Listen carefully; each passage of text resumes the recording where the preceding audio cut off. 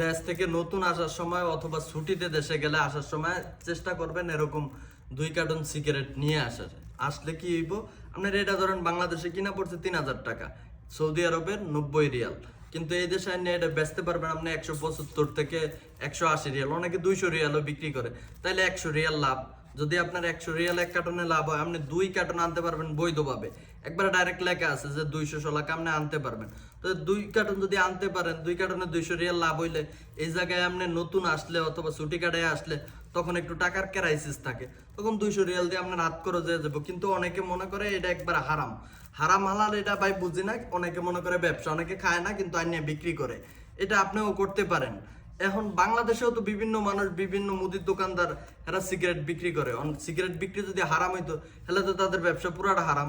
জানে না সঠিক, যারা এটা সম্পর্কে ভালো জানে তারাই বলতে পারবো, কিন্তু আমার মনে হয় আনাটা উচিত।